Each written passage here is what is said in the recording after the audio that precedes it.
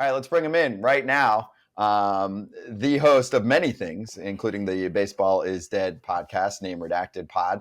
Jarren, now I'm feeling it's Carrabis. It's Carrabis. It's Carrabis. Yes, I love their chicken marsala. It's Carrabis. Did I say Carrabis earlier? I did, right? All right. Well, now I got it. Carrabis. Carrabis.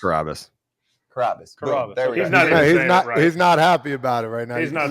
No. So when I worked at Barstool for like 7 years, and Dave Portnoy called me Carrabis for like 7 years, so it kind of confused the entire country. And so I've basically been spending like the last so and so years correcting people because of him. He's an idiot. That's his fault. Well, no, I wanted to know your thoughts on him because now he intrigues me. Obviously you're okay.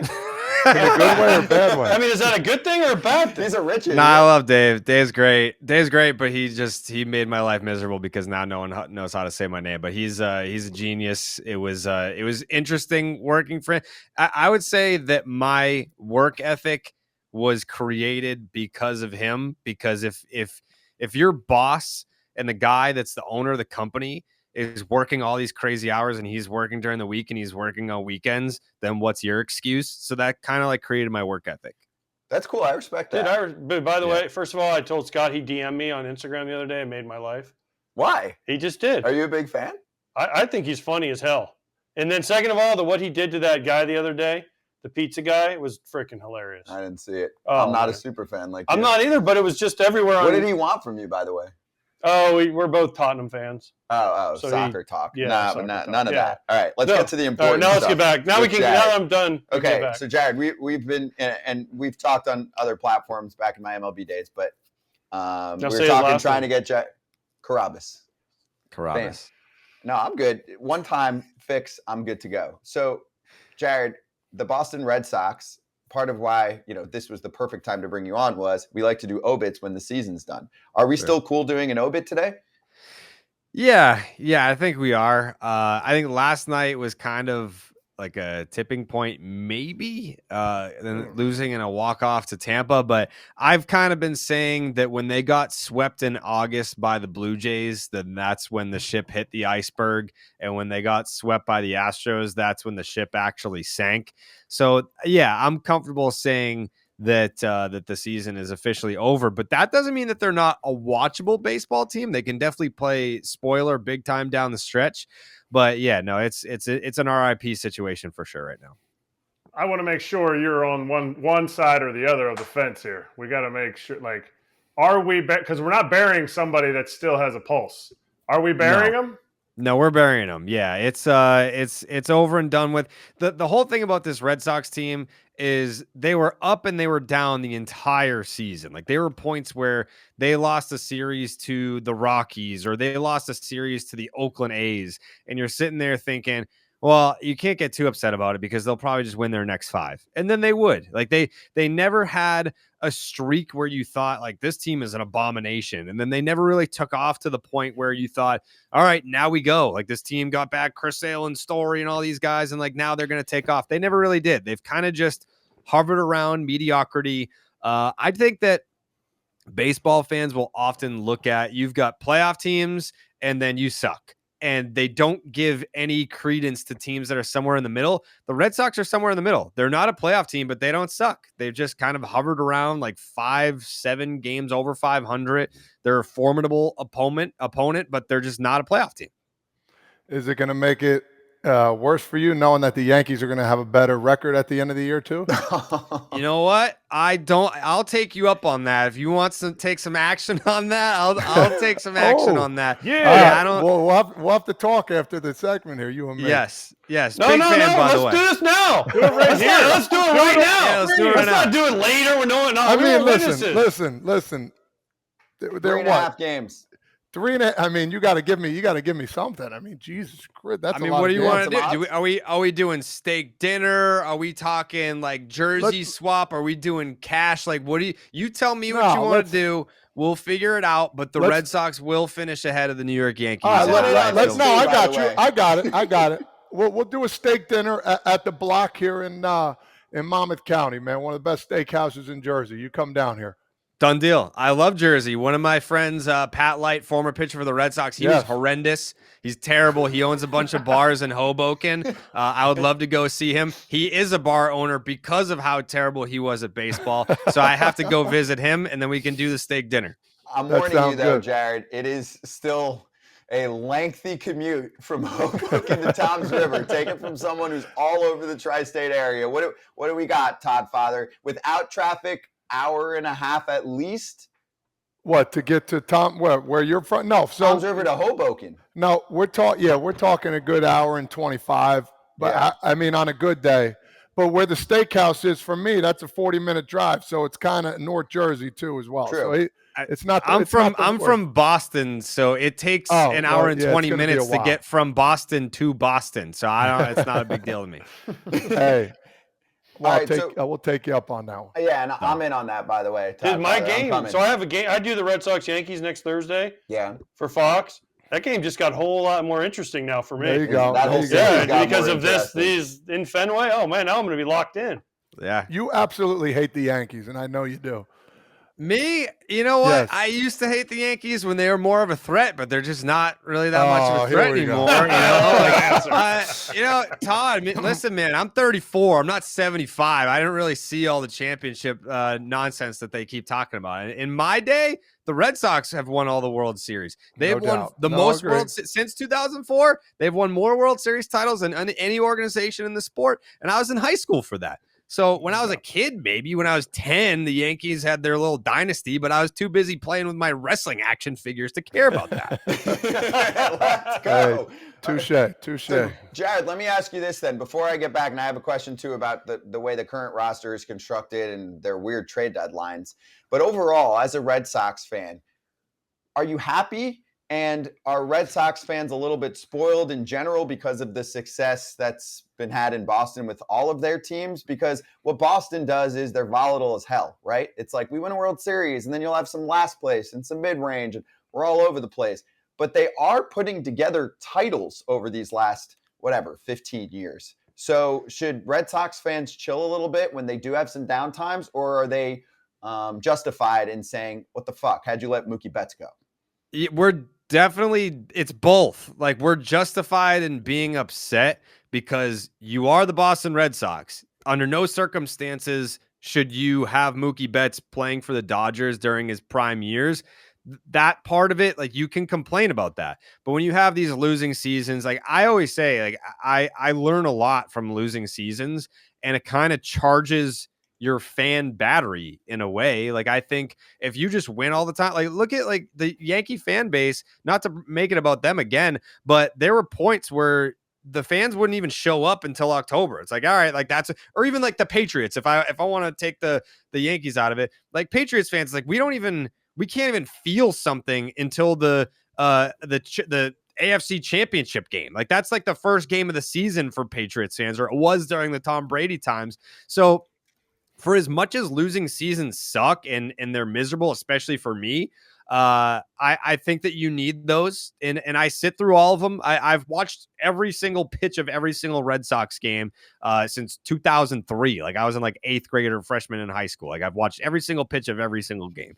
So I like to sit there and let all the bad times sink in. I'm going to complain about it, but at the same time, you almost have a level of appreciation for it, because if you won every single year, like, that's boring. Like, it takes away all the excitement. Like, the Atlanta Braves have had like this nice little run. One of my best buddies is a Braves fan. He's like, yeah, like, like we've got like a 700 winning percentage, but it's like, all right, wake me up for the playoffs. Like, they don't even enjoy the ride of the regular season anymore. Like, as a Red Sox fan, like, yeah, 4 World Series titles since 2004, but I would love to have a September of meaningful baseball. Like, I'm not even talking championship or ALCS appearance. Just to be relevant in September is where I'm at. And they just won in 2018. So it kind of it helps with the fan element of it.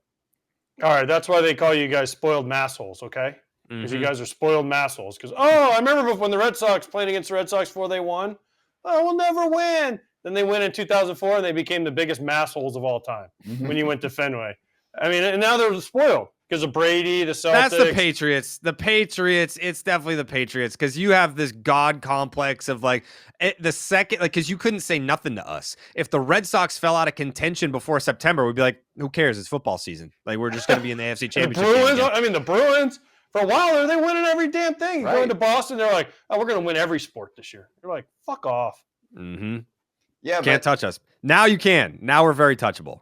Right. And so the question is, what's the problem here, and what do you see them doing going forward? I don't need like specifics unless you want like, oh, we need Ohtani or something. But I mean, for example, one of our fans in the chat right now, Luke, goes, here's my question. Are the Red Sox Fenway Sports Group's third favorite team now because they're showing the love and money to Liverpool and the Penguins?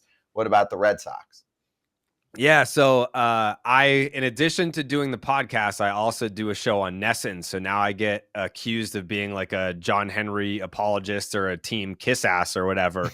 But the Red Sox had a fan fest back in January, and I was the moderator for it.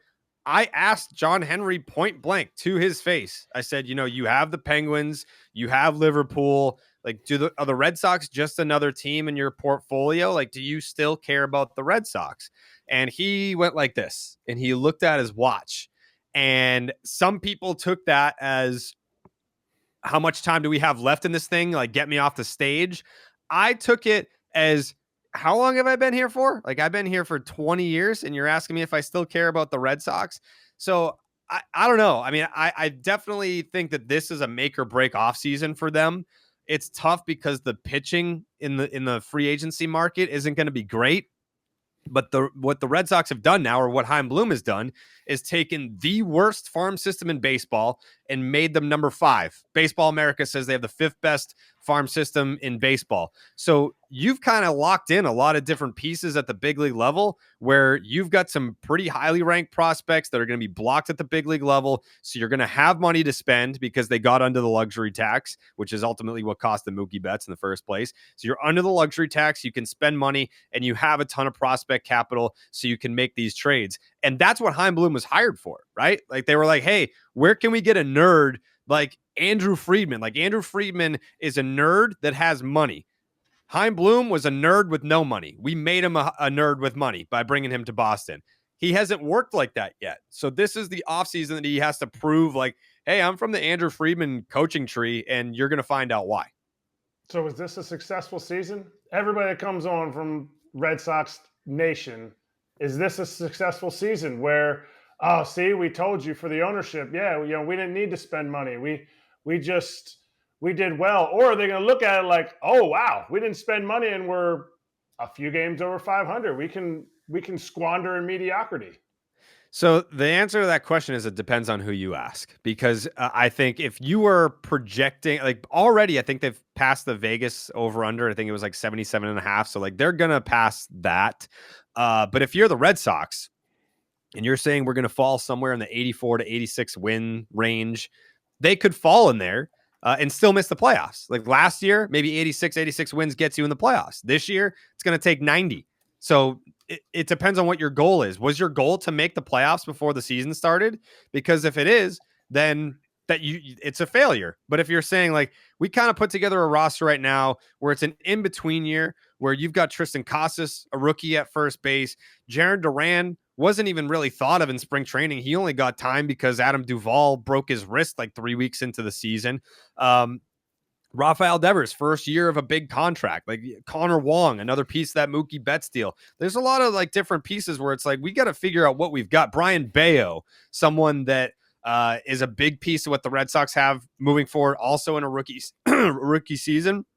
So you can break it down element by element and say, yeah, in some areas it was a success. In other areas, the rotation, first and foremost, Corey Kluber was the opening day starter. That's a huge failure. The dude, I just saw a report the other day, like, oh, Corey Kluber's coming back soon. Why? Like, for what? Like, there's no chance of making the postseason. He was awful. All due respect to his trophy case, but none of that happened in Boston. Red Sox fans don't owe him anything, and he doesn't owe anything to the Red Sox. Chris Sale, another year of time lost due to injury. So that's like in certain areas, like, yes, there were little successes and there were also ultimate failures. So yeah, It depends on how you view it. If it's talking about where they're going to fall in a win range, they kind of fell right where we thought that they would. So I don't know that I call that a success. A success to me is making the playoffs, and they're not going to do that. I agree 100%. Making the playoffs, that's successful to me as well. I want to bring up two guys, Triston Casas and Jarren Duran. I played with them in the USA qualifiers. People don't understand how fast Jarren Duran is. Like, he's just one of those guys that if you just let him go, I know Adam Duvall got hurt. He took off. He did okay, came back, and then they let him kind of go a little bit, and he's been taken off. Same with Triston. He struggled a little bit in the beginning. Those are two guys who I expect, and I want your opinion, you expect to, be not leaders, but guys that they're going to lean on a little bit next year. Would you agree with me? Yes, with Triston Casas, this is a dude that he's built different. I know we throw around that term, but he is quite literally built different. He got drafted in the first round in 2018, and we interviewed him before he even signed with the Red Sox. And I remember the interview, it was over the phone. And I'm looking at the dude that I'm doing my co-host, and we're looking at each other because he's giving us these answers where we're like, this isn't him. Like, we're being pranked right now. And we almost didn't run the interview because we were like, I don't think that this is actually him. It was him, but he was just giving these crazy answers. And come to find out, like, that's just who he is. He's a weird cat. He's a different cat. He's built different, but he has such a mind for baseball. And he's out there, he's doing different things. And I just love to watch him from afar. He's a big piece of what they have going forward. I think entering play the other day, he was like 5th in the American League in OPS. And that was after a slow start. So imagine what a full season of him figuring it out at this level is going to look like. The hype was there. And I think right now, if you were going to complain about anything or tinker with anything moving forward, it's the defense, which isn't even bad. I don't know how you guys feel about defensive metrics. They don't love Casas yet, but he's not a liability. And based on the defense that we've seen this year, I think they're second in baseball in errors. I'll take league average. Like, I'll take not a liability as the baseline for defense. With Jarren Duran, I love that kid. He has that certain absolute meathead. All he thinks about is baseball and eating breakfast sandwiches and crushing weights. That's it. Like, we're the same dude. He just plays. I just talk about it.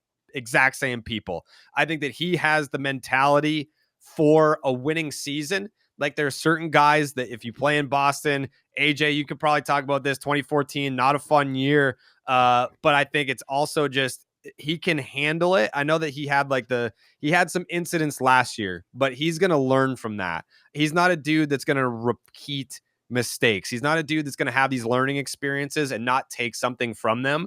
We saw that just from last year to this year, completely different player.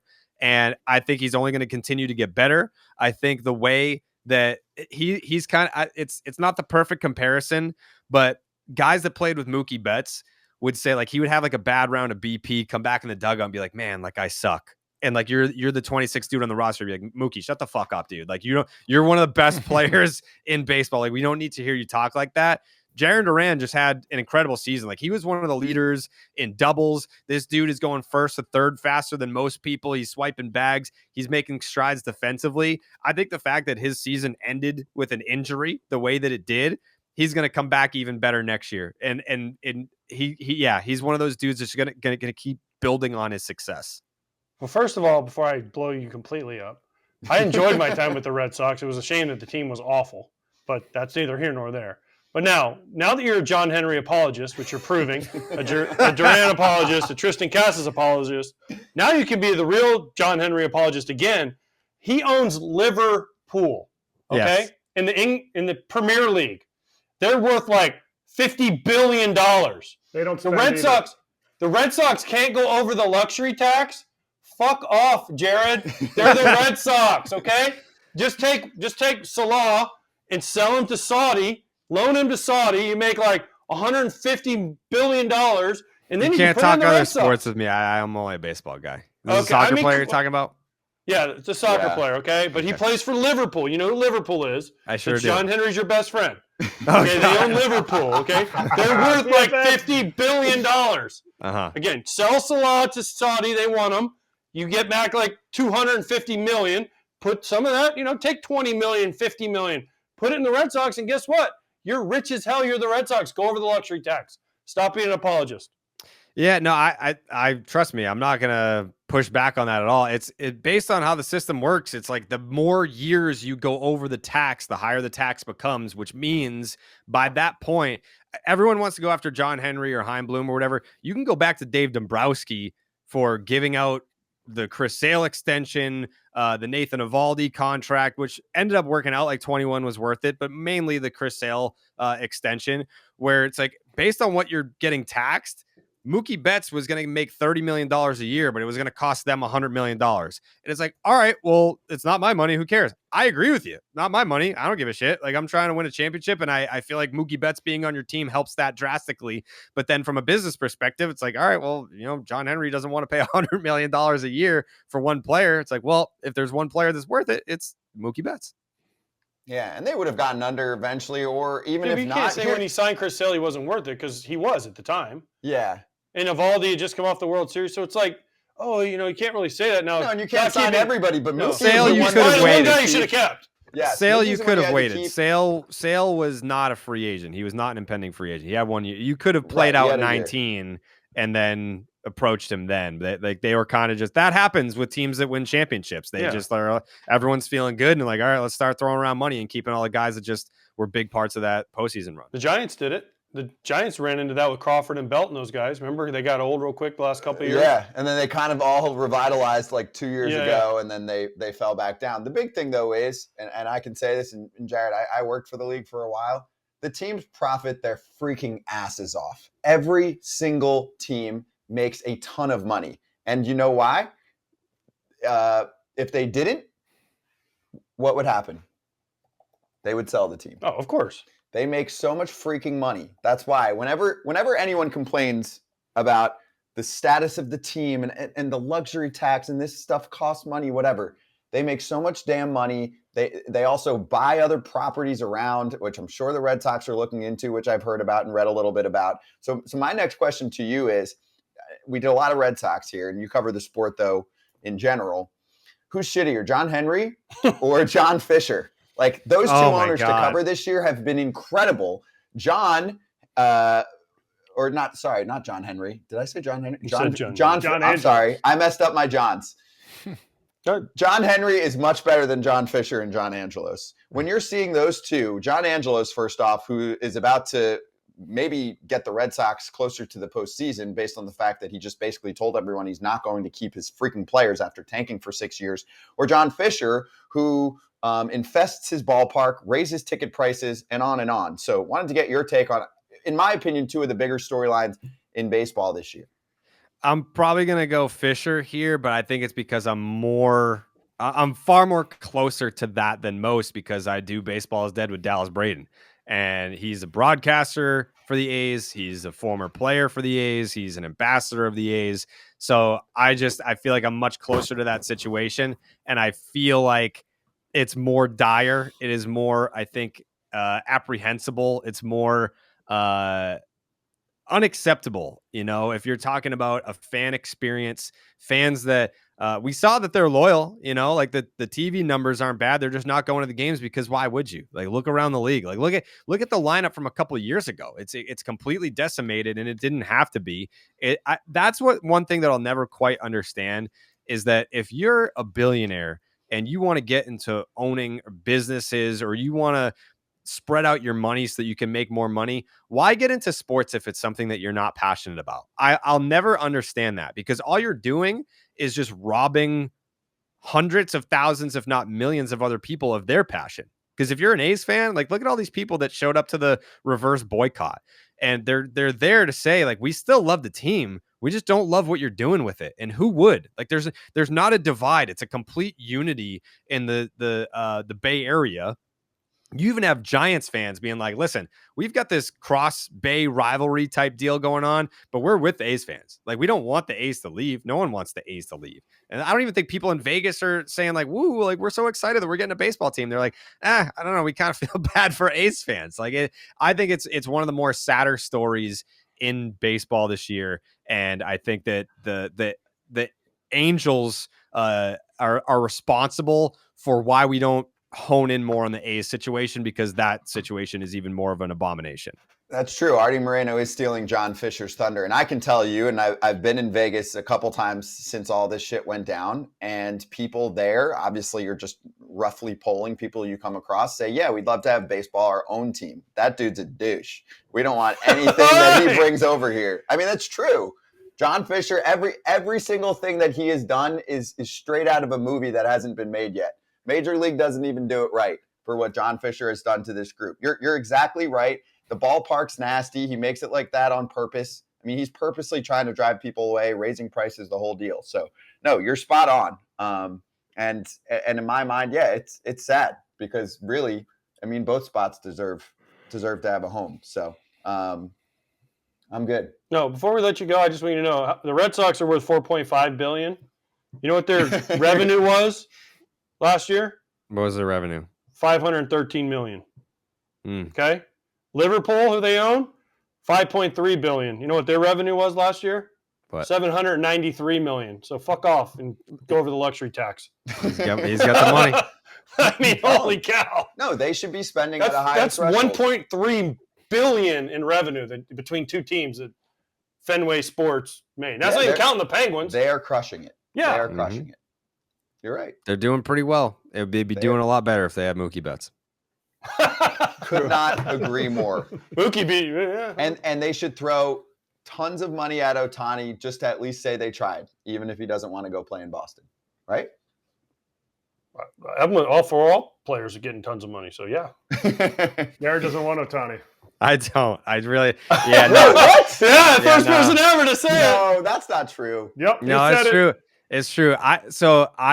It's not because I don't love the player. I love the player. It's because I don't want to be the organization that's responsible for like breaking him. I don't want that. Wow. What? I think if he signs. Wait, I thought the Angels broke him. He didn't even make the team photo. Yeah, I know. Yeah. They had the stand and they had the fake Razor Ramon out there. I think what's probably going to end up happening is the deal is going to be much shorter. I think this winter it's not going to be the 10-year $600 million deal or whatever, but say he does get something for 10 years and it just includes opt-outs and he can stay past like the 3-year opt-out, whatever it is. If he's there for any extended period of time, wherever it is that he goes, you will see the end of his two-way status. If he signs for 10 years, it will end somewhere in there, and there will be this very aggressive debate being had with baseball fans of like, whose fault is it? Is it Shohei's fault? Is it Father Time's fault? Is it the organization's fault? Can we go back and blame the Angels? Like, I just don't want to be, I don't want to be at the epicenter of that shitstorm, because it is coming for whoever signs him. Like, he's not going to go wire to wire as a two-way player. And I just want to appreciate him from afar. Like, I don't want to have to, like analyze him or criticize him like up close. I'd rather just have him be on the West Coast and I can just be a fan and appreciate him. Wow. That's a take. I mean, that's strong. That's strong. Yeah. It's interesting. Yeah. It's a good way to finish. Yeah, I agree. Yeah. All right, Jarren.